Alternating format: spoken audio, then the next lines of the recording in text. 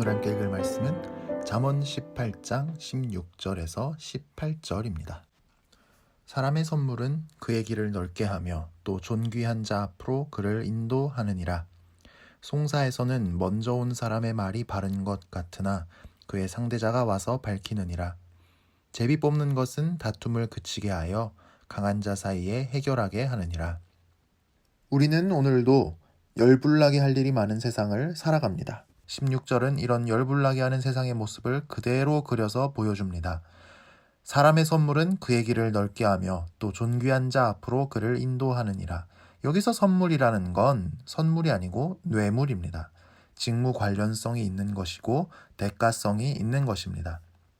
이런 뇌물을 주면 그의 길이 넓어진답니다. 선물이 나를 높은 사람 앞으로 인도한답니다. 높은 사람 만나는 게 어렵잖아요. 내가 뭐 억울한 일 있다고 전화하면 대통령이 바로 만나주나요? 아니죠. 대통령과 나 사이를 가로막고 있는 사람, 절차가 많습니다. 그런데 뇌물을 주면 내가 원래 만날 수 없을 사람, 나한테 결정적인 도움을 줄 수 있는 사람과 연결되고 만날 수 있는 그런 대가를 얻습니다. 그래서 먼저 자기가 유리하게 판결을 받을 수 있도록 사건에 대해 이야기를 할 수 있습니다. 그래서 지금 뇌물을 주라는 이야기가 아니죠. 우리가 이런 세상 속에 살고 있고, 그래서 우리가 억울한 일을 당하고 우리가 정의로운 판결을 얻지 못하는 피해자가 될 때가 너무너무 많다는 겁니다. 그럼에도 불구하고 우리가 믿어야 하는 것은 진실이 승리하는 일이 일어날 수 있다는 것입니다. 17절은 이렇게 말하죠. 송사에서는 먼저 온 사람의 말이 바른 것 같으나 그의 상대자가 와서 밝히느니라. 뇌물을 주고 검사 판사를 미리 만나서 이야기를 해두면 검사 판사는 그 뇌물 준 사람 말대로 사건을 기소하고 판결해야 할 것 같습니다. 그런데 막상 법정에 들어가서 뇌물 안 준 사람 이야기를 들어보니까 뭐 뇌물을 줄 권력도 없고 줄 돈도 없어서 그랬겠죠? 근데 그게 아닌 겁니다. 이건 아무리 자기가 뇌물을 받았어도, 아무리 자기가 부패했어도 그 뇌물 수여한 사람 말대로 할 수는 없는 노릇이거든요. 그래서 검사 판사가 정의롭게 기소하고 판결하는 일이 일어날 수 있다고 합니다. 기적 같은 일이죠. 우리는 이런 법적인 문제를 두고도 당연히 기도해야 합니다. 하나님이 모든 법관 위에 계신 가장 정의로운 최후의 심판관이시기 때문입니다. 사실 인간은 다 타락했기 때문에 정의로운 판결이 이루어진다는 것은 기적입니다. 이 세상에 치안이 이나마 잡혀 있고 법원이 이나마 정의로운 판결을 할 수 있는 것은 다 하나님께서 어느 정도 이 세상의 정의가 이루어지도록 은혜를 베풀어주고 계시기 때문에 가능한 일이거든요. 그러니까 정의는 당연한 일이 아니고 기적입니다. 우리는 우리의 모든 억울한 문제를 두고 가족, 이웃과의 다툼과 갈등, 관계에서의 문제, 이런 모든 문제를 두고 하나님께 탄원해야 합니다. 그게 기도입니다. 한편 17절 말씀은 우리는 정의로운가 묻게 만듭니다. 우리는 법관이 아니지만 일상 속에서 판단을 내려야 할 때가 많습니다. 집에 애들이 싸우는 것도 예사로 여기면 안 됩니다. 네가 첫째니까 참아라. 둘 다 조용해. 왜 바보같이 맞고만 있어? 이렇게 수습하려고만 하면 안 됩니다. 그러면 우리 자녀들도 아빠 엄마도 진실과 정의에 관심이 없구나. 그냥 먼저 때리면 되는구나. 힘센 사람이 최고구나. 이렇게 여기고 점점 아이들의 양심은 허물어질 것이고 집안의 정의는 무너질 것입니다. 우리는 정의롭게 판결을 내려야 합니다.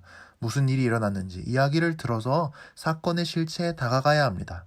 그런데 둘이 싸우다 불려왔는데 진실을 말하느냐는 말이죠. 안 하죠. 제가 먼저 잘못했어요. 아니에요. 형이 먼저 잘못했어요.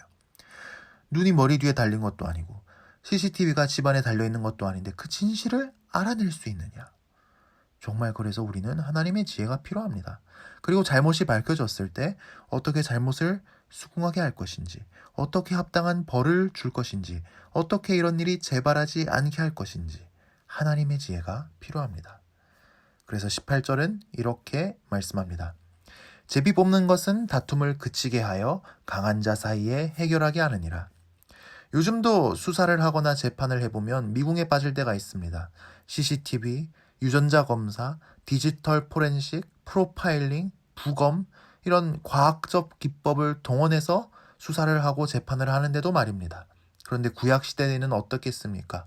그래서 수사나 재판이 미궁에 빠졌을 때 하나님께 결과를 맡기고 제비를 뽑았습니다.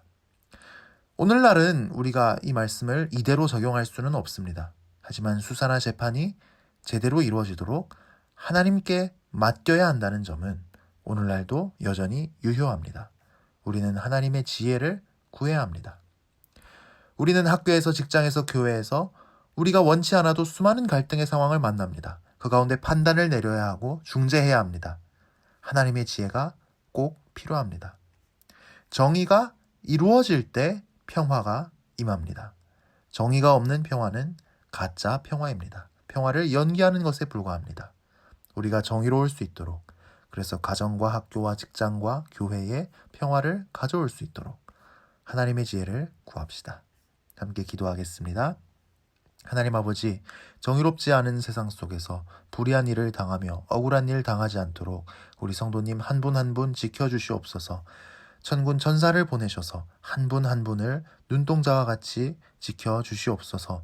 불의한 일을 당하거나 법적인 해결 과정 속에 계신 분이 있다면 하나님께서 친히 심판자가 되셔서 해결해 주시옵소서. 정의로운 판결이 내려지는 기적이 일어나도록 은혜를 베풀어 주옵소서. 그래서 우리가 시간과 재정과 힘을 들여 교회와 하나님 나라를 위해서 기도하고 섬기고 봉사하는데 일절 어려움이 없게 하여 주시옵소서. 우리가 가정에서, 학교에서, 직장에서, 관계 가운데 정의롭기를 원합니다. 그래서 가짜 평화가 아니라 진짜 평화를 이루는 평화의 사도들이 되게 하옵소서. 주 안에서 행복한 오늘 하루가 되게 하여 주시옵소서. 몸의 연약한 부분을 치료하여 주시고 만나와 매출하기를 내려주시오며 사랑하는 가족을 지켜 보호하시오며 주께 돌아와야 할 우리가 사랑하는 사람들 속히 주께 돌아오게 하여 주시옵소서. 예수님 이름으로 기도합니다. 아멘.